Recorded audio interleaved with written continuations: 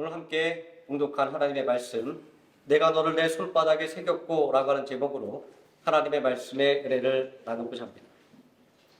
믿음은 무엇일까요? 믿음이라고 하는 것은 제시되고 약속된 것이 그대로 이루어진다라고 생각하는 마음이다, 이렇게 정의를 내려볼 수 있을 것 같습니다. 그런데 사전을 찾아보면 믿음은 그냥 믿는 마음, 이렇게 정의되어 있습니다. 믿음은 그냥 믿음이야 라고 그렇게 정의를 하고 있는 것입니다. 자, 그러면 성경은 이 믿음에 대해서 어떻게 정의를 하고 있을까요? 히브리서 11장 1절 말씀은 믿음은 바라는 것들의 실상이요 보지 못하는 것들의 증거니 라고 정의를 하고 있습니다. 자, 성경에서 말하고 있는 이 믿음은 소망하는 것들을 실제로 이루어지게 만들고 실체가 없는 것들을 구체화되게 만드는 것입니다. 다시 말해서 믿음은 지금은 실상이 없고 실체가 없는 것들을 앞으로 실상으로 만들고 실체로 만드는 힘이라고 하는 것입니다. 이러한 믿음의 힘을 히브리서 11장 3절은 이렇게 또 표현하고 있습니다. 믿음으로 모든 세계가 하나님의 말씀으로 지어진 줄을 우리가 아나니 보이는 것은 나타난 것으로 말미암아 된 것이 아니니라. 자, 이것은 우리의 눈에 보이고 손에 잡히는 실체가 우리 눈에 보이고 손에 잡히는 것들을 통해서 만들어진 것이 아니라 우리 손에 잡히지 않고 우리 눈에 보이지 않는 것들을 통해서 이루어졌다라고 하는 말씀입니다. 이 말을 우리가 좀 고상하게 철학적인 명제로 바꿔 이야기한다고 한다면 존재하지 않는 것을 존재하게 만드는 것이 바로 믿음이다, 이렇게 정의를 할 수가 있습니다. 이렇게 제가 믿음의 정의를 계속 규명하려고 하면 할수록 믿는다라고 하는 것이 참 어렵다라는 생각을 가지게 됩니다. 자, 믿음은 바라는 것들이고 또 보이지 않는 것들이기 때문입니다. 그래서 믿음을 갖는 것이 참 쉽지가 않습니다. 우리 자신을 한번 돌아보면 우리는 이 말을 수긍할 수밖에 없지 않습니까? 사실 우리가 오늘 이 예배 자리에 서기까지 우리는 얼마나 많은 시간을 의심과 번민으로 보냈습니까? 아니, 지금 이 순간도 온전한 믿음을 갖기 위해서 몸부림치고 있지 않습니까? 그러니 아직 예수 그리스도를 영접하지 않은 영혼들이 하나님의 말씀을 불신하고 또 하나님의 자녀들을 꺼려하는 것은 너무나도 당연한 일일 것입니다. 예수님의 공생애를 함께했던 제자들을 생각해 보십시오. 세상에서 이들보다 예수님과 더 깊은 관계를 맺은 사람들은 없습니다. 예수님께서 하나님 나라의 복음의 일꾼으로 키우기 위해서 혼신의 힘을 다해서 가르쳤기 때문입니다.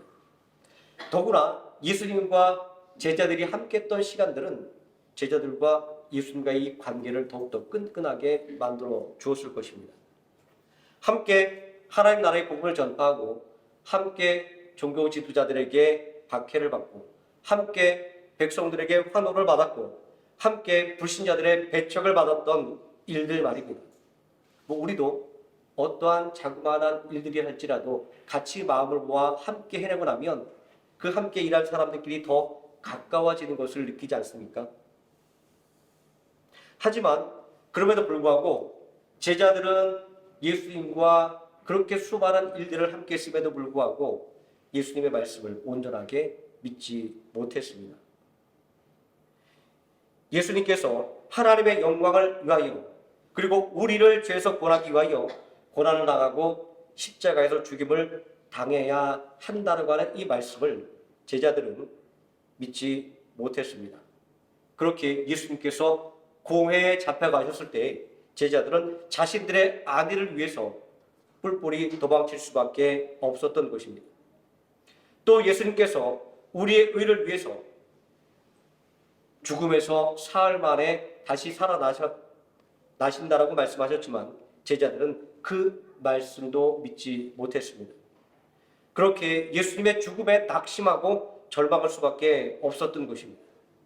제자들은 빈 무덤을 직접 보고도 그리고 부활하신 주님을 직접 보았다라고 하는 여자들의 증언을 듣고도 예수님의 부활을 믿지 못했습니다.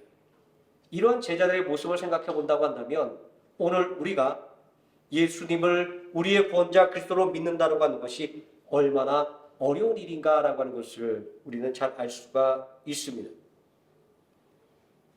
그렇게 이 믿음이라고 하는 것은 내가 믿는다라고 하는 이런 자발성이 있는 것이 아니라 내가 믿게 되었다라고 하는 그러한 수동성, 피동성을 가지고 있는 것임을 알 수 있습니다. 그래서 에베소 2장 8절은 구원을 얻게 하는 우리의 믿음을 하나님의 은혜이며 하나님의 선물이다 이렇게 정의를 하고 있는 것입니다. 너희는 그 은혜에 의하여 믿음으로 말미암아 구원을 받았으니 이것은 너희에게서 난 것이 아니요 하나님의 선물이라. 이 말씀이 너무나도 정확한 이야기입니다.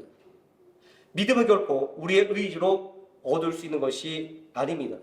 내가 믿겠다고 노력한다고 믿어지는 것이 아닙니다.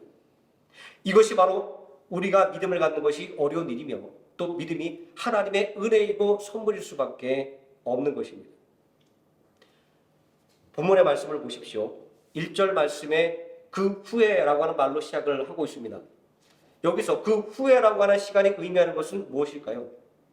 자, 요한복음 21장 14절은 이것은 예수께서 죽은 자 가운데서 살아나신 후에 세 번째로 제자들에게 나타나신 것이라 라고 이 말씀의 정황에 대해서 아주 정확하게 밝혀주고 있습니다. 자, 그렇다고 한다면 이 그 후에라고 하는 이 말씀은 부활하신 예수님께서 제자들에게 첫 번째로 나타나시고 그리고 또 두 번째로 나타난 후에라는 것입니다.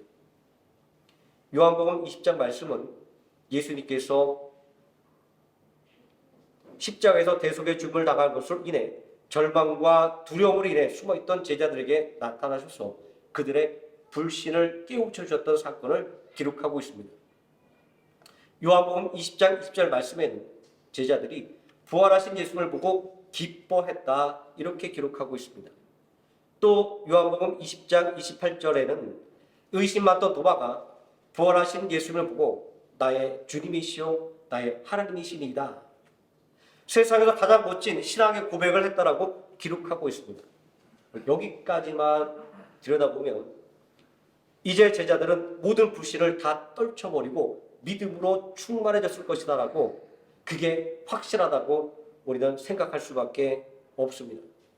부활하신 예수님을 직접 보고 그 옆구리에 난 창자국을 보고 그 손바닥에 난 못자국을 확인했는데 더 이상 무슨 의혹이 남아 있을 수가 있을까요? 하지만 이 믿음이라고 하는 것은 그렇게 간단한 문제가 아닙니다. 증거가 있어서 그 증거를 보면 믿을 수 있다고 한다면 이 세상에서 예수 그리스도를 믿는 믿음을 갖지 못할 사람은 하나도 없을 것이기 때문입니다. 요한복음 21장 1절의 말씀은 이 제자들이 디베라 호수, 우리에게 잘 알려진 이름으로 갈릴리 호수로 그들의 삶의 터전을 옮겼음을 알려주고 있습니다. 그리고 이어지는 3절의 말씀은 이들이 갈릴리 호수로 간 이유를 밝혀주고 있습니다. 시몬 베드로가 나는 물고기를 잡으러 가느니 그들이 우리도 함께 가겠다고 하고 나가서 배에 올랐으나 갈릴리 호수에서 물고기 잡던 어부들이 사람을 낚는 어부가 되게 하리라는 예수님의 부르심에 순종하여 배와 그물을 버려두고 복음을 위한 길을 나섰었는데 이제는 세상 사람들을 낚던 그 복음의 어부들이 구원받아야 될 영혼들을 버리고 다시 물고기를 잡는 어부로 돌아간 것입니다. 사람이 살다 보면 호기롭게 시작했던 일들을 포기하고 다시 옛적의 일로 되돌아갈 수도 있습니다. 하지만 복음의 증인에서 다시 옛날의 업으로 돌아갔던 이 제자들의 문제는 다른 차원의 것이었습니다. 이것은 바로 구원을 좌우하는 믿음의 문제였기 때문입니다. 우리는 이 본문의 말씀 속에서 놀라운 사실을 발견하게 됩니다. 그것은 제자들이 부활하신 예수님을 만나서 예수님의 부활을 똑똑히 확인했음에도 불구하고 여전히 복음의 부르심에는 뒷걸음질을 치고 있는 것을 발견하게 되기 때문입니다. 오늘 본문 14절에서 분명하게 예수님께서 제자들에게 세 번째로 나타나셨다 이렇게 말씀하고 있지 않습니까? 자, 확실한 증거를 보여주어도 믿지 못하고 복음의 부르심으로부터 도망치는 이 제자들의 모습 너무나도 한심해 보이지 않습니까? 예수님께서 복음의 일꾼에 깜냥도 되지 않는 이 사람들을 제자로 삼았다라고 하는 이 사실이 한심해 보이지 않습니까? 그런데 이러한 생각은 전적으로 우리의 인간적인 판단입니다. 예수님은 우리의 눈에 한심하게 보이는 제자들을 포기하지 않았습니다. 절대로 포기하지 않았습니다. 본문 14절의 말씀이 그 사실을 확인시켜주고 있지 않습니까? 그들이 도망쳐도 예수님은 끝까지 그들을 찾아오시는 그 예수님의 모습이 그려져 있지 않습니까?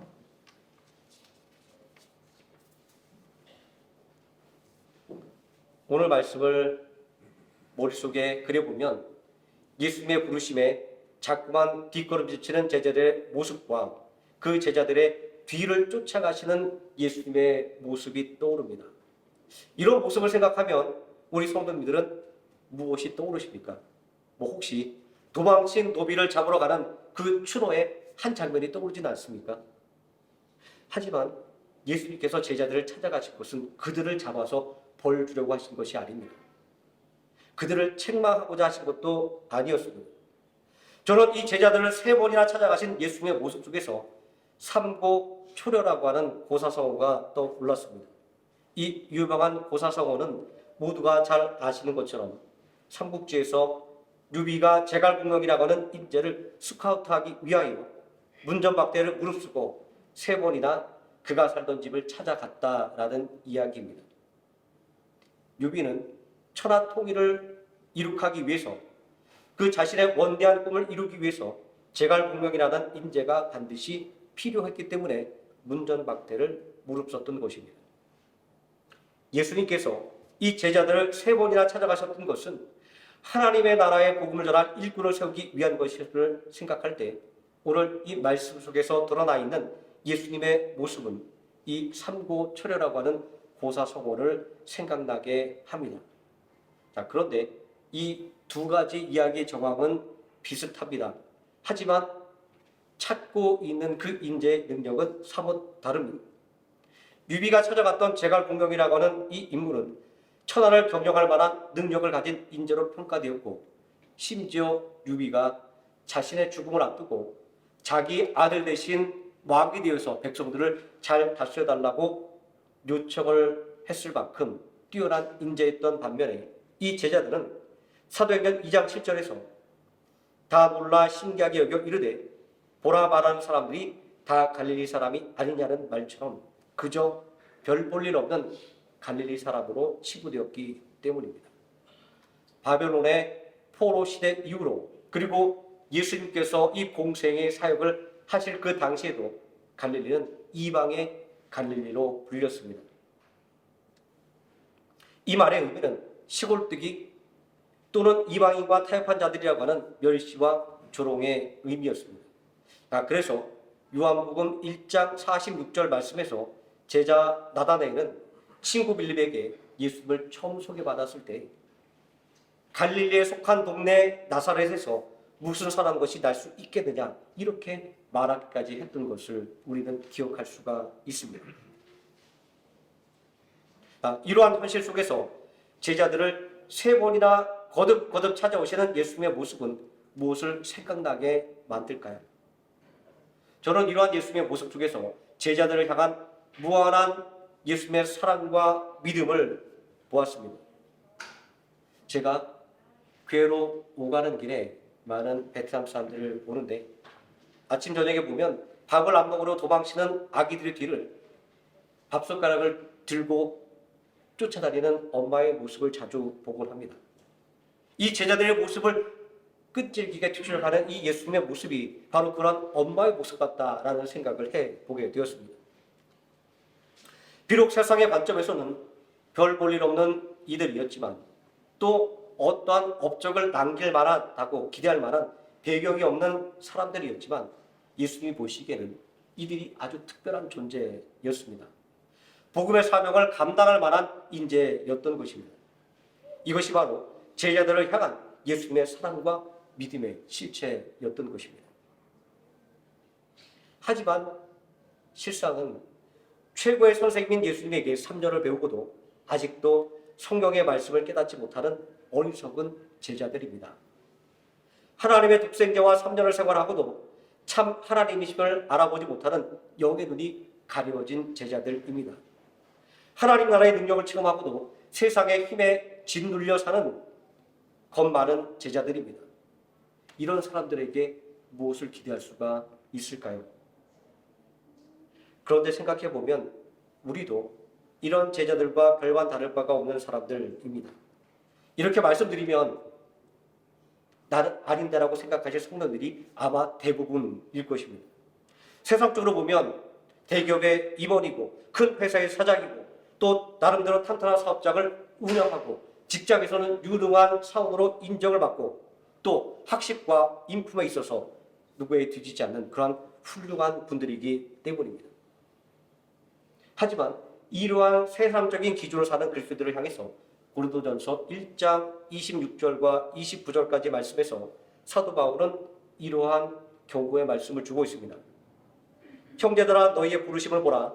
육체를 따라 재 있는 자가 많지 아니하며 능한 자가 많지 아니하며 문벌 좋은 자가 많지 아니하도다. 그러나 하나님께서 세상에 미련한 것들을 택하사 지 있는 자들을 부끄럽게 하려 하시고 세상의 약한 것들을 택하사 강한 것들을 부끄럽게 하려 하시며 세상에서 천한 것들과 멸시받는 것들과 없는 것들을 택하사 있는 것들을 폐하려 하시니 이는 아무 육체도 하나님 앞에서 자랑하지 못하게 하려 함이라. 당시 고린도는 무역의 중심지로 상업이 번창한 도시였습니다. 이 경제적인 풍요가 의미하고 있는 것은 이들이 배울 만큼 배웠고 가질 만큼 가진 부족함이 없는 사람들이었다라고 하는 것을 암시해 주고 있습니다. 그러나 이러한 그들을 향해서 사도 바울은 과감하게 세상의 미련한 것들과 세상의 약한 것들과 세상의 천한 것들과 멸시받는 것들과 없는 것들을 택하셔서 아무 육체도 하나님 앞에서 자랑하지 못하게 하려 하심이라고 그들의 혹시 모를 교만을 경고하고 있는 것에 우리는 주의를 기울여야만 합니다. 우리는 이 말씀 속에서 세상의 관점을 볼 때 잘난 사람들이지만 성경은 자랑할 만한 것이 없는 사람이라고 평가하고 있는 그 이유를 우리는 깊이 생각해 볼 필요가 있습니다. 본문의 제자들을 생각해 보면 이 말씀의 의미를 좀 더 잘 이해해 볼 수가 있습니다. 갈릴리 호수에서 고기잡이하러 돌아간 제자들은 원래 어부였습니다. 갈릴리 바닷가에서 태어나서 그곳에서 성장한 사람들이었습니다. 다시 말하자고 한다면 그들은 고기잡이에 있어서는 그리고 갈릴리 호수에 관해서는 잔뼈가 굵은 내노라 하는 전문가들이었다라는 것입니다. 그런데 이들의 현실은 어떠합니까? 본문 3절 말씀에 보니까 그날 밤에 아무것도 잡지 못하였더니 날이 새어갈 때라고 말하고 있습니다. 또 5절 말씀에 보니까 예수께서 이르시되 얘들아 너희에게 고기가 있느냐 대답하되 없나이다 이렇게 기록되어 있습니다. 이들이 내노라고 하는 어부였지만 허탕을 칠 때가 있었다라는 이야기를 하고 있습니다. 더 흥미로운 사실은 제자들이 갈릴리 호수에서 예수님을 처음 만났던 바로 그 날도 밤새도록 한 마리의 물고기도 잡지 못했었다라는 사실입니다. 밤새 그물을 던졌지만 한 마리의 물고기도 잡지 못했다라고 하는 이 반복되는 이 장면이 의도하는 것은 무엇일까요? 예수님과 함께하지 않으면 또 믿음이 없이는 세상에서 아무것도 성취할 수 없다라고 하는 그런 의미로 이런 말씀을 주셨을까요? 그것은 아닙니다. 세상을 보면 예수님 없이도 행복하게 하는 사람들이 얼마나 많이 있습니까? 믿음이 없이도 잘 사는 사람들이 얼마나 많이 있습니까? 그렇다면 성경이 이 반복되는 실패의 장면을 통해서 우리에게 하고자 하시는 그 말씀은 무엇일까요? 그것은 예수님의 말씀에 순종할 때 꽉 막혔던 우리의 삶의 길이 열리게 된다라는 것입니다. 베드로는 자타가 공인하는 수제자였습니다. 베드로는 예수님과 함께 죽을 수 있다고 혼장담했습니다. 아마 이러한 베드로의 고백은 다른 제자들의 마음이었을 것입니다. 그러나 정작 예수님의 십자가 앞에서 죽음을 각오했던 제자들은 뿔뿔이 흩어졌으며 혼장담하던 베드로는 예수님을 저주하며 부인하게 이르렀습니다. 이러한 실패자들과 배신자들에게 어떤 기회가 다시 주어질 수 있을까요? 세상적으로는 끝난 이야기입니다. 그런데 예수님은 세상과는 다른 반응을 보이고 있습니다. 실패자이며 배신자인 베드로를 부르셨습니다. 그리고 그에게 물으셨습니다. 내가 전에 장담하는 것처럼 이 사람들보다 나를 더 사랑하느냐? 참으로 뼈아픈 질문이 아닐 수가 없습니다. 언뜻 듣기에는 책망일 수도 있고 조롱일 수도 있는 그러한 질문이었습니다. 하지만 예수님은 그러한 의도로 베드로에게 물어보신 것이 결코 아니었습니다. 주님을 사랑하다는 베드로의 고백을 듣고 내 양을 먹이라고 말씀하신 예수님의 이 대답 속에서 베드로와 제자들을 향한 무한한 사랑과 신뢰를 발견할 수 있기 때문입니다. 내 양을 먹이라는 예수님의 말씀은 너희가 나와 같은 목자가 되라라고 하는 말씀이었습니다. 예수님을 배신했고 믿음에 실패했던 이 제자들에게 나와 같은 목자가 되라가는 이 말씀은 세상의 그 무엇보다도 큰 위로와 격려가 아닐 수가 없었던 것입니다. 믿음에 실패했던 이 제자들의 모습을 생각한다면, 그리고 그 연장선상에서 밤새 빈 그물만을 건져 올린 그들의 모습 속에서 세상에서 온갖 고생과 수고를 하여도 참 평안과 기쁨을 누리지 못했던 우리들의 옛날 모습이 떠오르지 않습니까? 우리도 예수님을 주님이신 그리스도로 믿기 전에는 본문 속에 고난을 당하는 제자들과 같은 사람들이었습니다. 하지만 예수님은 당신이 선택한 사람들의 손을 절대로 놓지 않는 분이었습니다. 그들이 설령 배신하고 또 실패했다 할지라도 말입니다. 비록 그들이 예수님의 얼굴을 피해서 도망쳤을지라도 말입니다. 이러한 예수님의 믿음과 사랑은 본문의 19절 말씀처럼 실패자였던 베드로를, 그리고 배신자였던 베드로를 하나님께 영광을 돌리는 믿음의 승자로 바꿔 놓았다라고 하는 것을 우리는 오늘 말씀을 통해서 확인하지 않습니까? 제자들을 향한 믿음과 사랑으로 실패한 그들을 일으켜 세워서 복음의 승리자로 세우신 예수님은 오늘도 변함없이 그 사랑과 믿음을 가지고 우리를 찾아오고 계십니다. 우리에게 온전한 믿음과 승리를 주시기 위해서 말입니다. 그러므로 오늘 나를 둘러싸고 있는 문제들로 인해서 낙심하거나 두려워하지 마시기 바랍니다. 그 문제 속에서 나를 찾아오고 계시는 그 예수님을 바라보시기 바랍니다. 성경 말씀과 예배를 통하여 주시는 그 예수님의 음성에 우리의 귀를 기울이시기 바랍니다. 자신의 지혜와 경험에 의지하여 밤새 빈 그물만을 끌어올렸던 제자들이 예수님의 말씀에 순종하였을 때 그물이 찢어질 만큼 많은 물고기를 잡았던 것처럼 우리가 예수님의 말씀에 귀를 기울이고 순종한다고 한다면 우리를 얽매고 있던 문제들이 반드시 해결되고 말 것입니다. 이처럼 예수 이름을 믿는 믿음을 통하여 은혜가 베풀어지는 것은 우리로 하여금 예수님을 구원자 그리스도로 믿어서 참 생명을 얻고 그 구원의 은혜를 전하는 믿음의 승자로 세우기 위한 것입니다. 우리를 향한 이 예수님의 사랑과 믿음이 변함이 없는 것은 우리가 예수님의 피값으로 사신 바 되었기 때문입니다. 그렇기 때문에 우리의 이 구원은 결코 그 어떤 것으로 상실될 수가 없는 것입니다. 이러한 믿음의 현실을 우리는 성도의 견인이라고 하는 멋진 신학적인 용어로 표현하곤 합니다. 하지만 저는 이러한 어려운 말보다 이사야서 46장 16절의 이 말씀이 더 와닿습니다. 나는 너를 결코 잊지 않는다. 왜냐하면 내가 내 이름을 내 손바닥에 새겼기 때문이다. 세상살이에 지치고 믿음의 낙심이 올 때 우리의 이름을 그 자신의 손바닥에 새긴 예수 그리스도의 못자국난 손을 붙잡으시기 바랍니다. 그 못자국난 손을 붙잡고 일어서시기 바랍니다. 그 못자국난 손을 붙잡고 함께 걸어가시기를 바랍니다. 기도하시겠습니다. 전능하신 아버지 하나님, 낙심하여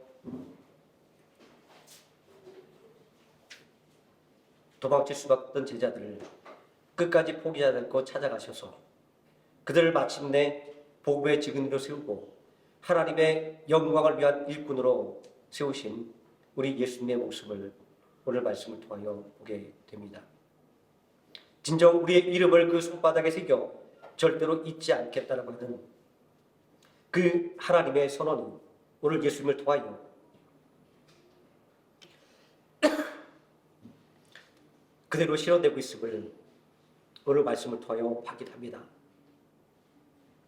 이런 예수님의 그 사랑과 믿음이 오늘도 동일하게 우리에게 주어져